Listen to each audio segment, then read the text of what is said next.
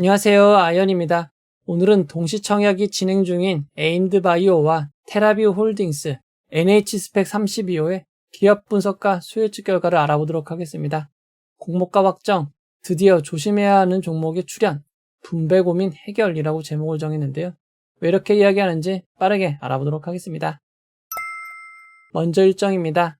에임드바이오와 테라비오 홀딩스는 11월 21일 금요일 청약이 시작되고 11월 24일 월요일 청약이 마무리됩니다. 두 종목의 청약 일정이 동일한데 여기에 NH스펙 32호까지 일정이 겹쳐 있습니다. NH스펙 32호는 11월 24일 월요일 청약을 시작하여 11월 25일 화요일 청약이 마무리됩니다. 따라서 여러분들의 청약 자금은 에임드바이오, 테라비오 홀딩스, NH스펙 32호로 나눠서 하셔야 합니다. 환불일은 모두 2일 뒤입니다. 그나마 환불일이 2일로 짧은 점이 장점입니다. 이어서 상장 일정을 알아보도록 하겠습니다.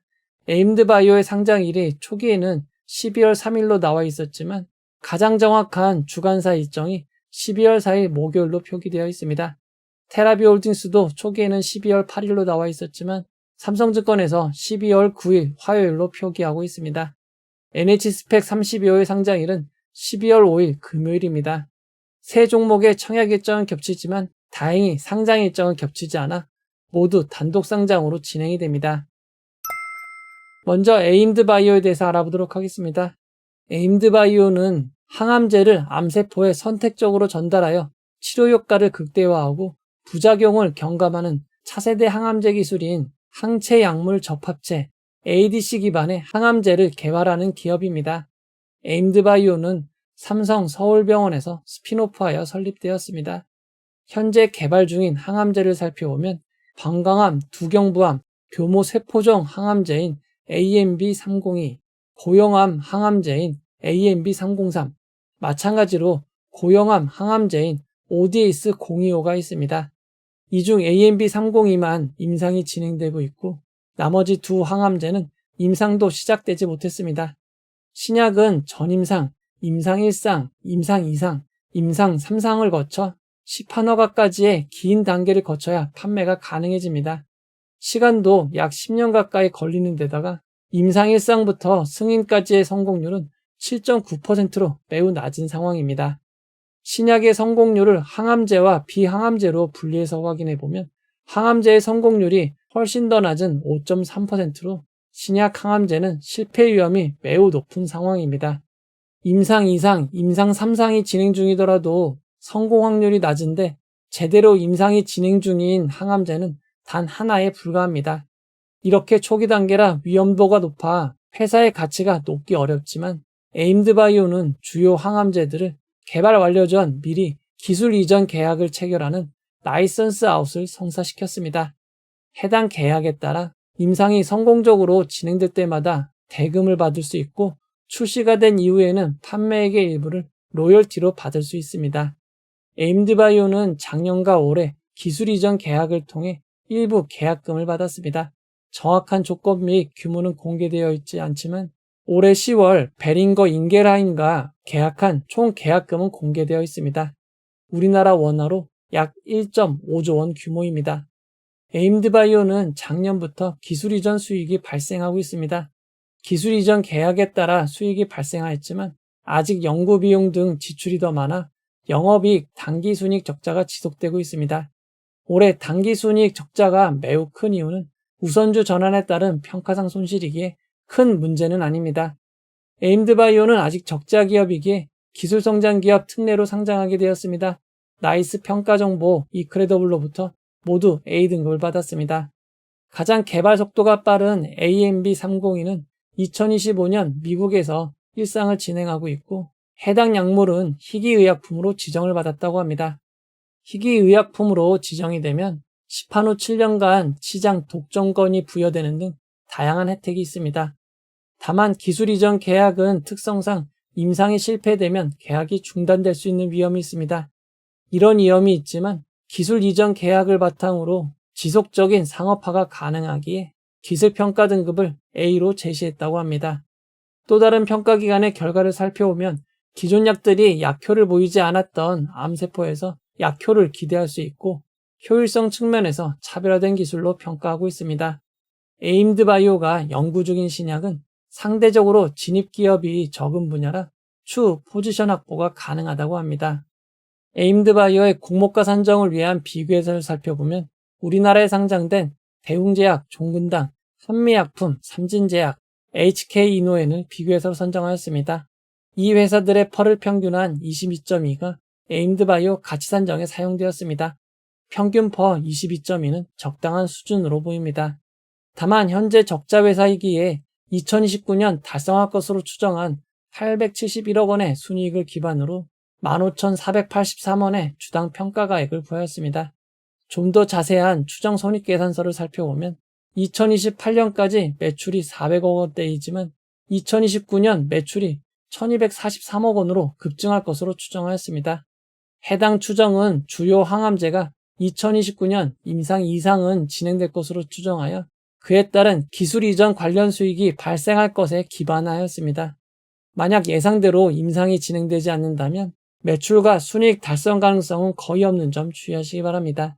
주당 평가가에서 29%의 할인율을 적용한 11,000원이 희망 공모가액 밴드 상단이 되었고 공모가는 상단인 11,000원으로 결정되었습니다. 이번 수혜 측에는 2,414곳의 기관이 참여하여 671.98대 1의 경쟁률을 기록하였습니다. 기관 투자자 숫자가 많고 경쟁률도 높은 편입니다. 의무보유 가격은 건수 기준 30.16%, 수량 기준 74.22%입니다. 최고 수준이라고 할 수 있습니다. 이런 점을 감안할 때 기관 투자자 수요 예측 결과는 매우 좋다고 할 수 있습니다. 자세한 수요 예측을 살펴보면 공모가로 정해진 상단 11,000원에 가장 많은 수요 예측이 몰렸습니다. 공모가 미만은 단 한 건밖에 되지 않습니다. 신청한 의무보유 가격을 장기와 단기로 나눠서 보면 장기인 6개월, 3개월이 44.34%로 단기보다 훨씬 많았습니다. 수요 예측 제도 개편 이후 진행된 수요 예측 중 에임드바이오의 의무보유 가격이 가장 높았습니다. 최근 진행되었던 CMTX보다도 더 높은 의무보유 가격입니다. 에임드바이오는 공모가 11,000원 기준 상장 시가총액이 7,057억 원입니다. 규모가 매우 큰 회사입니다. 상장일 유통 가능 비율은 24.14%이고 시가총액을 반영한 상장일 유통 가능 금액은 1,703억 원입니다. 상장일 매각 가능한 기존 주주는 58.48%로 조금 많은 편이고 규모가 크기에 금액으로도 많은 996억 원입니다. 에임드바이오의 기존 주주를 살펴보면 두 개의 투자 조합이 대량 매도가 가능합니다. 그 외 1% 이상 주주를 살펴봐도 유한양행과 삼성생명 공익재단을 제외하면 모두 투자조합 VC입니다. 소액주주도 일반 개인은 없고 투자조합 VC, 기관 투자자의 지분이 많았습니다. 상장 이후 유통 물량을 살펴보면 2개월 뒤 16.51%, 1년 뒤 18.39%의 지분이 풀리는 점 주의하시기 바랍니다. 기존 주주의 취득단가를 알아보면 2021년 이후 취득단가는 2,544원, 3,144원, 5,217원으로 모두 공모가보다 낮은 상황입니다.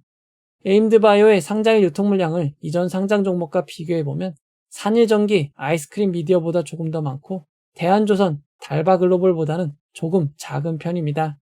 에임드바이오의 상장일 유통 물량은 매우 많은 편입니다. 이번 공모에서 우리 사주조합에 배정된 주식은 없습니다.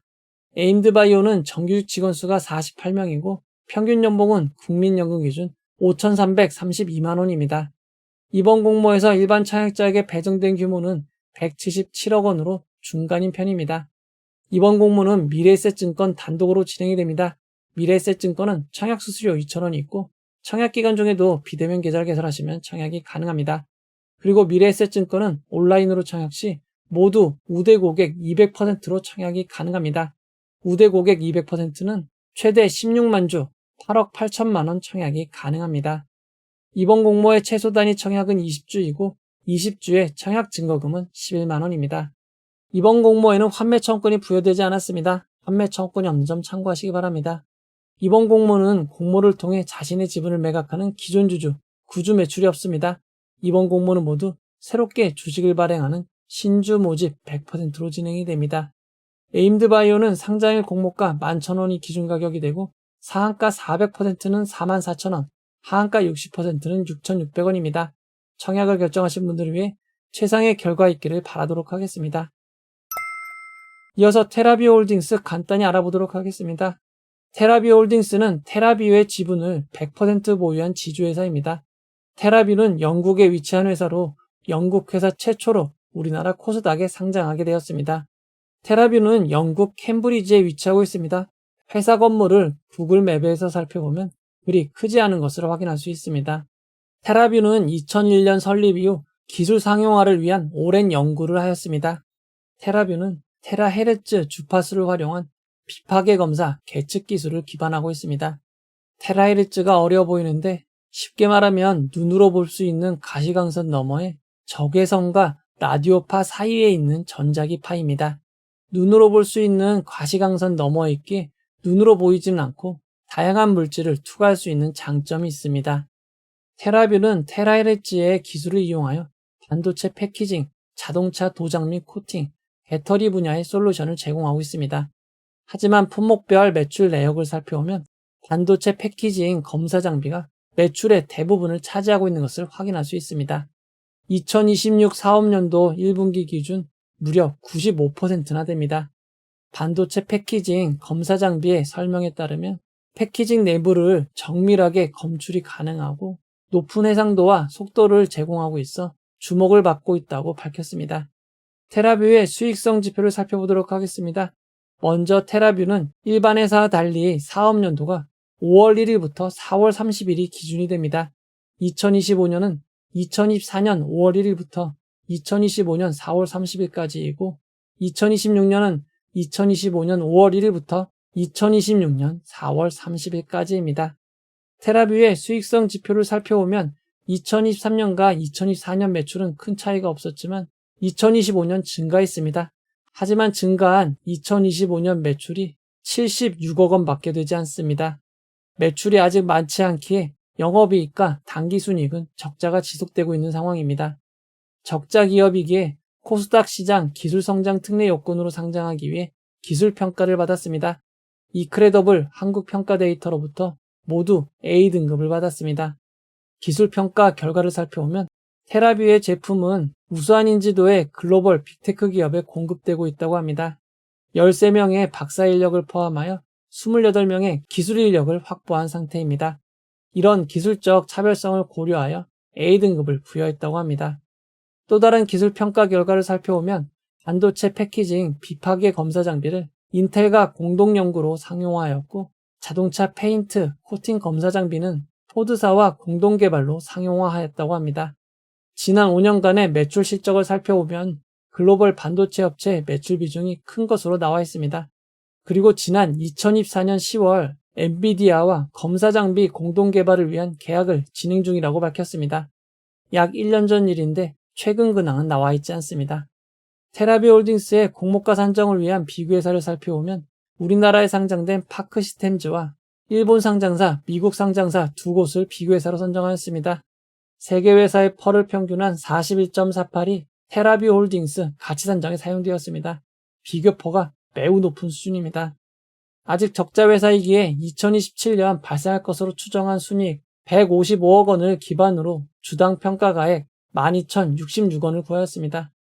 2025년 매출은 76억 원밖에 되지 않지만 2026년에는 251억 원, 2027년에는 566억 원으로 매출이 급성장할 것으로 추정하였습니다. 그에 따라 2026년에는 흑자 전환하고 2027년에는 155억 원의 순이익을 달성할 거라고 합니다. 하지만 투자 설명서에서 밝힌 수주 잔고는 74억 원에 불과합니다. 앞으로 계약과 수주가 예상만큼 되지 않는다면 실제 매출과 추정은 큰 차이가 있을 수 있는 점 주의하시기 바랍니다. 평가가액에서 33.7%의 할인율을 적용한 8,000원이 희망 공모가액 밴드 상단이 되었고 공모가는 상단인 8,000원으로 결정이 되었습니다. 수요 측 결과를 살펴보면 1,811곳의 기관이 참여하여 646대1의 경쟁률을 기록하였습니다. 최근 청약들이 2,000곳이 넘는 기관이 참여한 것에 비해 조금 낮은 수준이라고 할 수 있습니다. 의무보호 약약도 건수 기준 13.47%, 수량 기준 10.19%로 조금 아쉬운 수준입니다. 이런 점을 감안할 때 수요 측 결과는 보통에서 안 좋은 결과 사이로 볼 수 있습니다. 자세한 수요 예측 결과를 살펴보면 공모가로 정해진 8,000원에 대부분인 96.7%가 몰렸습니다. 공모가 미만은 단 5건 0.3%입니다. 테라비홀딩스의 의무보유하격 수치를 공모주 제도 개편 이후 진행된 수요 예측과 비교해보면 가장 낮은 10.19%를 기록하였습니다. 이전 가장 낮았던 세나테크놀로지가 17.04%인 점을 감안하면 정말 낮은 수치라고 할 수 있습니다. 신청한 의무보유하격을 기간별로 나눠보면 장기인 6개월, 3개월은 1.18%밖에 되지 않습니다. 상당히 낮은 의무보유하격 신청인데 대부분 단기에만 몰렸습니다. 이전 장기 비율이 가장 낮았던 세나테크놀로지가 1.67%인 점을 감안할 때 테라비홀딩스의 의무보유하격 관련은 가장 안 좋다고 볼 수 있습니다. 테라비홀딩스는 공모가 8,000원 기준 상장 시가총액이 2,841억 원입니다. 상장일 유통가능 비율은 34.1%이고 시가총액을 반영한 상장일 유통가능 금액은 969억 원입니다. 상장일 매각 가능한 기존 주주는 58.72%이고 규모가 크기에 금액으로도 569억 원입니다. 테라비홀딩스의 기존 주주를 알아보면 상장일 유통가능 물량의 대부분은 기타 기존 주주입니다. 해당 주주들은 누군지 알 수 없고 단가도 알 수 없는 상황입니다. 테라비홀딩스의 상장일 유통 물량을 이전 상장 종목과 비교해보면 세나테크놀로지, 그리드 위즈보다 조금 더 많고 넥스트 바이오메디컬, GC진원보다 조금 작은 수준입니다. 테라비홀딩스의 상장일 유통 물량은 매우 큰 수준이라고 할 수 있습니다. 이번 공모에서 우리사주조합에 배정된 주식은 없습니다. 테라비홀딩스는 정규직 직원 수가 36명으로 매우 적은 편입니다. 이번 공모에서 일반 청약자에게 배정된 규모는 100억 원입니다. 규모가 작은 편입니다. 테라비홀딩스는 삼성증권 단독으로 진행이 됩니다. 삼성증권은 청약 수수료 2,000원이 있고 청약기간 중에도 비대면 계좌를 개설하시면 청약이 가능합니다. 가장 낮은 온라인 전역 50%의 경우 최대 3만 1,000주를 청약할 수 있고 청약 증거금은 1억 2,400만 원입니다. 이번 공모의 최소 단위 청약은 20주입니다. 20주의 청약 증거금은 8만 원입니다. 이번 공모에는 환매 청구권이 부여되지 않았습니다. 환매 청구권이 없는 점 참고하시기 바랍니다. 이번 공모를 통해 자신의 지분을 매각하는 구주 매출, 기존 주주는 없습니다. 이번 공모는 모두 새롭게 주식을 발행하는 신주 모집 100%로 진행이 됩니다. 테라비홀딩스는 상장의 공모가 8,000원이 기준 가격이 되고 상한가 400%는 32,000원, 하한가 60%는 4,800원입니다. 청약을 결정하신 분들을 위해 최상의 결과 있기를 바라도록 하겠습니다.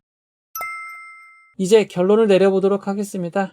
세 종목의 청약 일정이 겹치기에 청약 자금을 나눠서 청약해야 되는 상황입니다. 모두 단독 상장으로 진행이 되기에 더 고민될 수밖에 없습니다. 먼저 스펙 종목부터 확인해 보도록 하겠습니다. 규모가 보통이었던 BNK 제3호 스펙은 의무보유하격을 2025%나 배정함에 따라 상장일 유통 물량이 역대급으로 작은 42억 원이 되었습니다. 규모가 매우 작은 스펙이었기에 고점이 7,700원이 이를 정도로 수급이 몰렸습니다. 하지만 NH 스펙 32호는 규모가 조금 더 큰 편인 103억 원입니다. 의무보유하격 신청도 BNK 제3호 스펙보다 조금 더 낮은 수량 기준 2.58%입니다. 그래도 의무보유하격 신청이 있기에 BNK 제3호 스펙처럼 배정이 많이 된다면 규모를 크게 줄일 수 있습니다.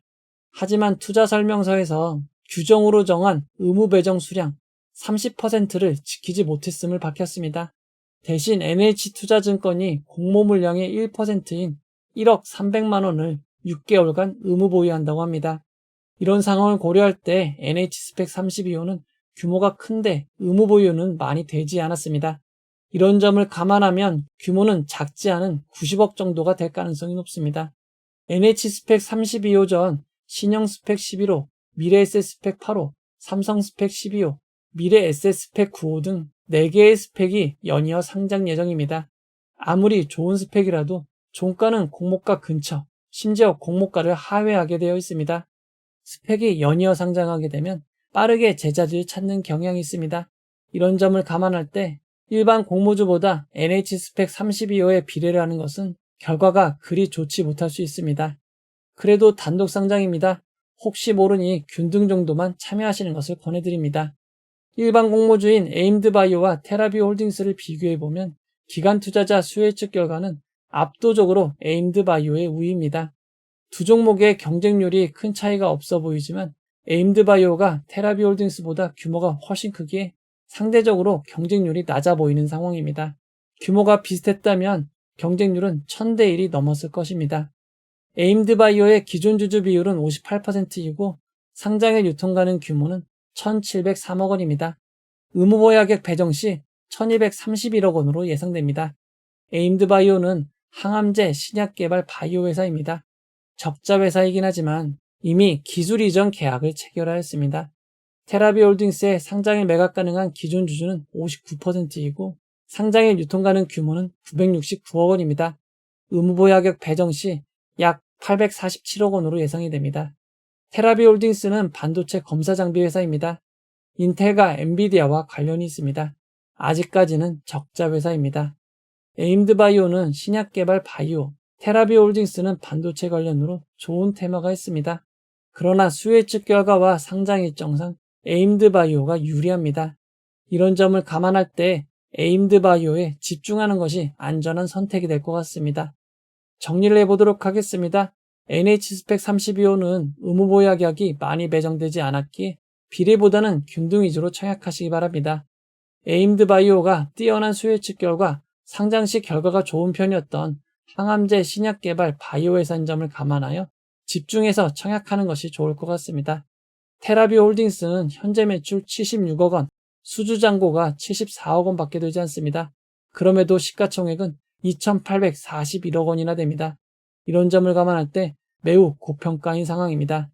그러나 인텔과 공동 개발을 하였고 엔비디아와 계약이 진행 중인 검사 장비 회사입니다. 이런 점에서 반도체, 엔비디아 테마가 될 수 있습니다.